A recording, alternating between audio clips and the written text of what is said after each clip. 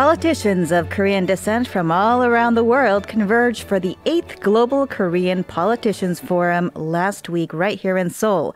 It brought together some 70 public servants from 13 countries virtually and in person. And for today's Touch Base in Seoul, we are lucky enough to connect with the youngest participant, Nicolas Kyol Beun. At the age of 26, he is already serving as Senior Communications Advisor to the Chief of Staff in Buenos Aires, Argentina, and at the forum, he gave a speech titled, "I try not to think of myself as a Korean politician." Pleased to welcome Mr. Beun to the show. Hello, Kyol. Hello, thank you very much for inviting me to the show and for your kind words. Wonderful to have you. So for our listeners who may not be familiar with this fairly new forum that you came to Korea to participate in, could you tell us a little bit about how it went last week and what the premise of the gathering was? Yeah, okay. So I understand that the forum is held annually and it gathers many Korean politicians or Korean people working in public service from around the world. Some of them were staffers, some of them were Congress people, council members. And it's a career path that it's not as usual as business or other fields among Koreans in other places in the world. And today, as someone who's been working in the city of government of Buenos Aires, I was invited to participate and to give a speech before the other participants. The speech I had to, or at least the message that I wanted to convey, is it was about my opinions or our roles and how to keep encouraging new people to join this career path. And I expressed that we should have a small change of mindset, which is not to think of ourselves as Korean politicians, but rather as highly skilled and educated people who work in politics and who just happen to be Korean. What I wanted to say is that when you grow into a character of being the Korean politician, say in your town, people will think this as your main characteristic and therefore will maybe like you, but they won't consider you fit or serious enough for leadership positions.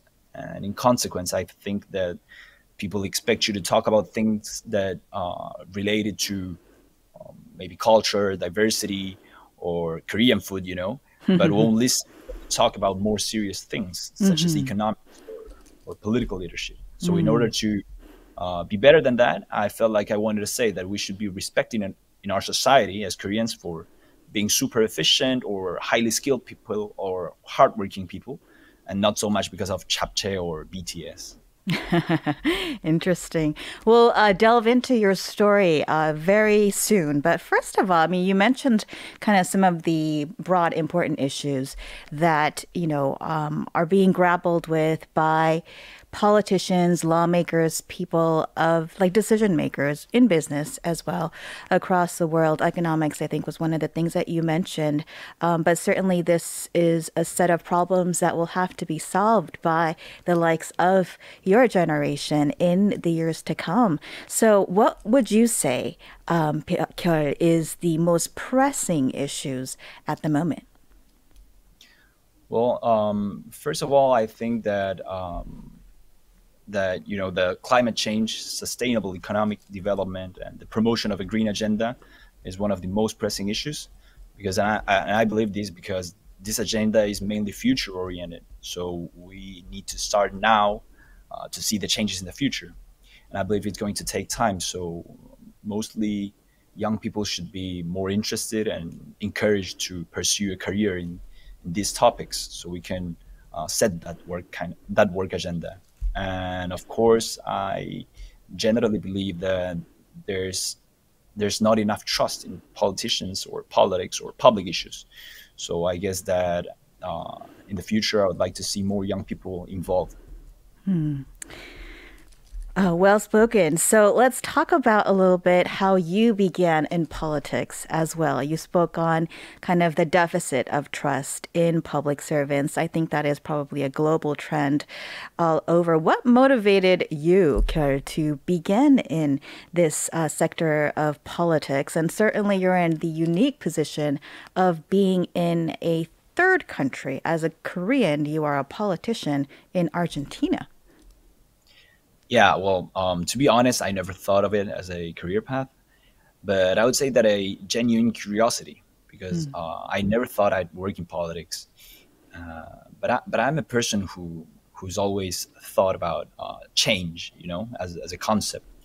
So doing what everybody else does, but sort of differently. So as most people around me, and especially the second generation of Koreans in Argentina, I guess that business as a living was something more typical. And I thought that maybe doing 1 or 2 years of political work or having a role in public service would be an interesting way of applying this concept of change. But I thought it was going to be 2 years until it's been 9 already. Let's fast forward a little bit about your story, and if we can expand to your family story as well. I had read that your parents had actually moved to Argentina back in 1980 with just $10 in their pocket. I'm sure with a lot of dreams. You have two older brothers, and all three of you guys are now in some sort of public servant capacity in Argentina. So, just to introduce, I guess, to our listeners, your oldest brother, Antonio Kyol Beun, is the Undersecretary at the Ministry of Culture. In 2016, the highest ever government position that was held by a second generation Korean-Argentinian. Your other brother also appointed to the Director of Innovation post that same year. So certainly it is already a very notable legacy that your family is creating. What do you think is behind that? What were some of the lessons and values instilled in you guys by your parents? Yeah, well, my brothers and especially my parents as well, my whole family are great sources of inspiration and very important people in my life and mentors. But especially, I would say that what my parents gave us and my brothers give me as well is mainly the confidence to do this and to follow this kind of career path. And their guidance helps us a lot along our career, emotionally in emotion, especially in emotional aspects, because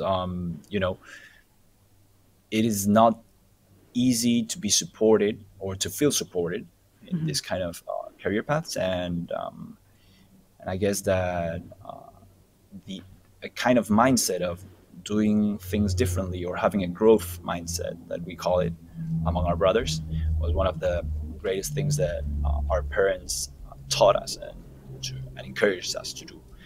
And yeah, today they're not living in Argentina anymore, my brothers, and they have very brilliant careers in other parts of the world. But we still make most of the decisions together, and we are a very close and united family in that aspect. That's great. So, how did you first enter politics, Kiara? What was your first political job? And I guess, what are you doing now in contrast to that? Okay, my first job in politics was as an intern at a presidential campaign. I Mm. didn't even know the name of the candidate before I got in there. It was in the communications department. At the time, I was 17 years old, and my specific role was to write media reports and messages, speeches for different candidates. This was in 2014. The next year, the following year, in 2015, the national election came, and of course, I did not have a very precise idea of what would happen as a result, but we won, and the president's cabinet asked me to join them in the national government, and that was probably the biggest leap.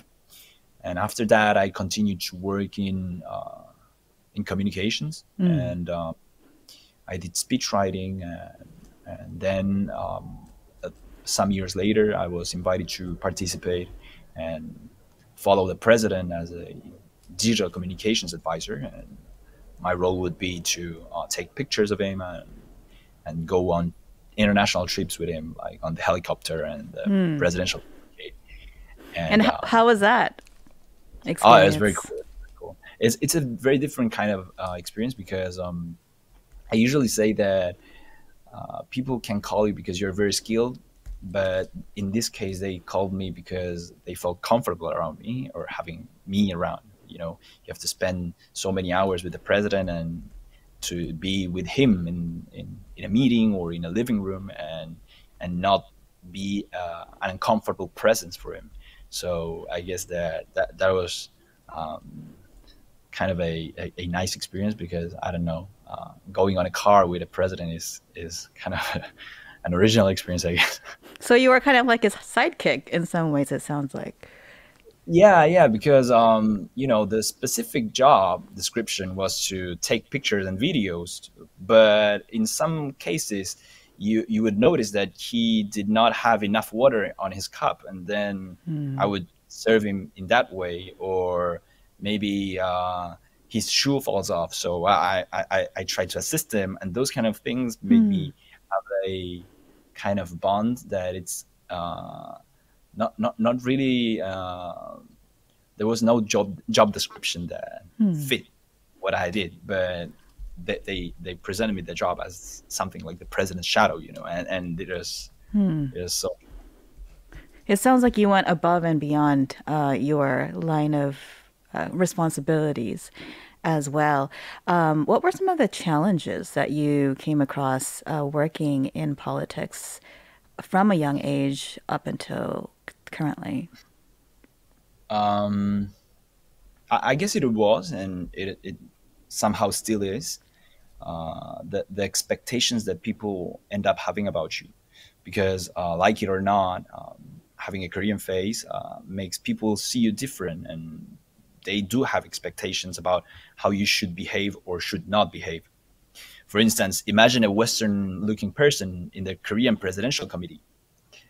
Would people not think of it as something that's different? I think everybody would notice. So everybody would judge him or her differently than they would with a Korean person. Like, why was this person chosen and not a Korean one? So let's look at Right. it like with even more attention than we would with a Korean person. So I think that expectation sets a very high bar because you know that Korean people as a whole group of people are going to be judged based on your characteristics.